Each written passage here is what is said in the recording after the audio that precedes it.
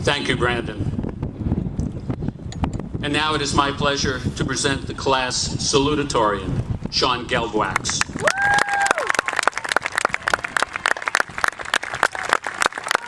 Sean is a talented musician, scholar, and athlete.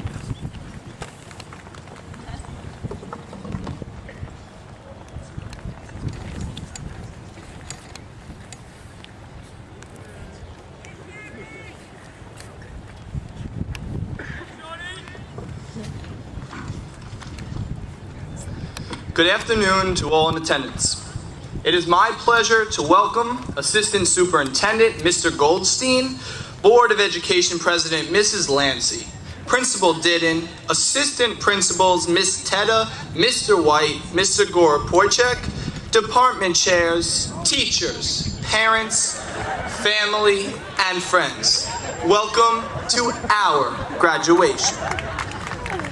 I'd like to begin by expressing my sincere gratitude to Mr. Didden and the entire Mepham faculty and staff for providing me with the opportunity to speak today. I will always reflect fondly upon my times here, as Mepham has enabled me to flourish and prosper academically, athletically, and as an individual. Secondly, I would like to congratulate Brandon Christie on becoming valedictorian. It was a long, tough journey, as many in the audience can attest.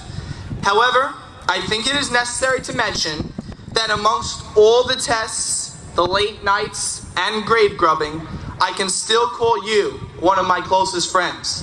It's been an absolute pleasure.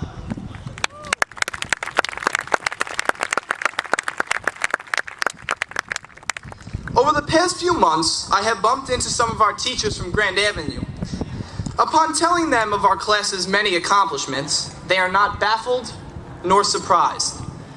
Mr. Dagger's face was, among various other things, unnerved and satisfied. Mr. Abbott was surely impressed, but nonetheless managed to tell me he had expected nothing less. That, my peers, is a grand compliment. We, the class of 2008, are one of a kind. A distinctive array of wit and humor. I stand here today not as a representation of all our success, but as a representative, a proud representative, a small piece to a most alluring jigsaw puzzle. Together, we encompass a magnificent amount of courage, of character, of conviction. Our fundraising endeavors and plethora of achievements clearly illustrate these qualities. But now is not the time to stop. Forward thinking, my friends, forward thinking. No longer will the menial be sufficient. As William Shakespeare starkly stated, be not afraid of greatness. We must be go-getters, dreamers. I expect everyone to attain the pinnacle of their endeavors. Toil, work hard, for those qualities will drive you to the precipice of success. Then soar.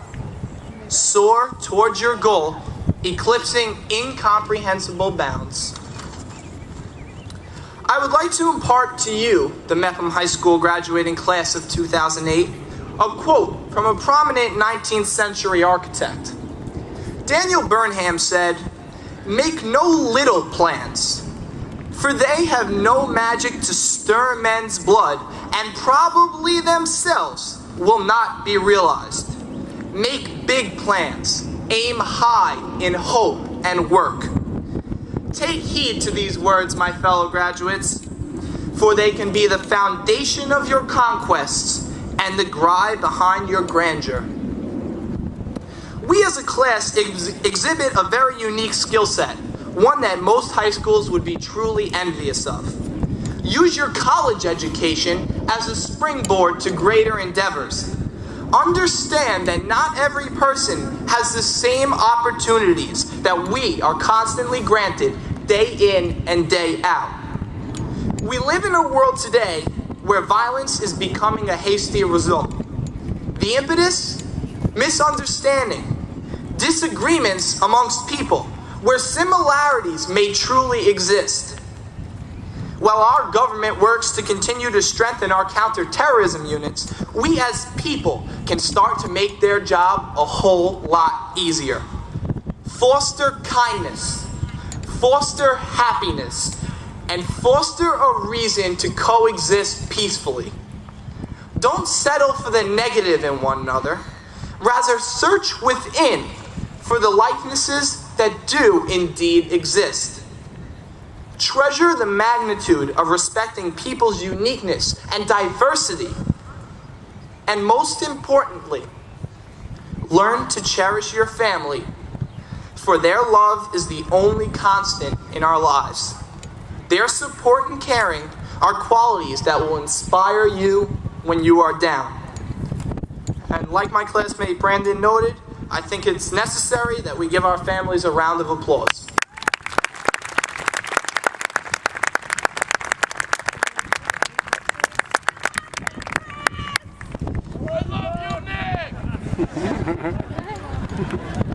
Are we really moving on?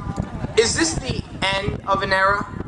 As cliche as it sounds, it's just the beginning. We must absorb and carry the values impressed upon us daily. Now, take a second and think about the lessons you have been taught by your favorite teachers. While each of us has learned something different from our respective teachers, my personal experiences have been very rewarding and very interesting.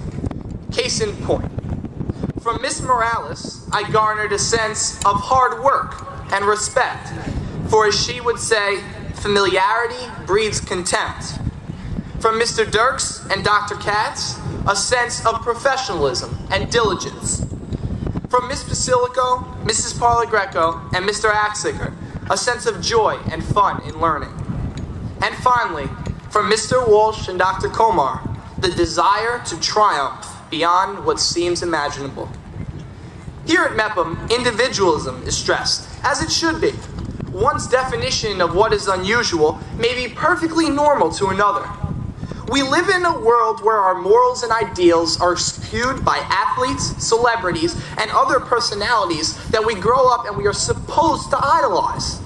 Should we really look up to Barry Bonds because he could hit 750 home runs, allegedly on steroids?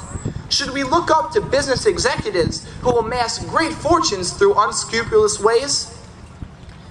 Ralph Waldo Emerson so keenly said, "We but half express ourselves, and are ashamed of that divine idea which each of us represents." Don't be afraid to share your ideas. Exhibit your uniqueness. Proffer eccentricity to the world. We've got a lot to offer, guys. Don't let it go to waste. I would like to take this time to thank my mom, my dad, and my sister Jessica. Continue to love me with the fervor and elation that has made me the talkative, outgoing, sometimes crazy person I am today. I thank you for that. To my grandparents, aunts, uncles, and cousins, thank you for adding even more love and the humor that makes every family get-together a sight to see. I would also like to thank the many teachers, coaches, and friends who have influenced my life and impressed upon me the importance of free thinking, respect, and lifelong friendship. And lastly, to my late Uncle John, not a day passes by where I don't glance over at your picture sitting in my room. You are the fire that lights my determination, because you were a man that everyone should emulate. Know that I will always love you, and I will never forget the contagious smile that complemented your incredible personality. And to all of you, keep this one last thing in mind. Do sweat the little things, for that which goes unnoticed may truly be what is appreciated the most. Good luck, Mepham class of 2008, and thank you for your time.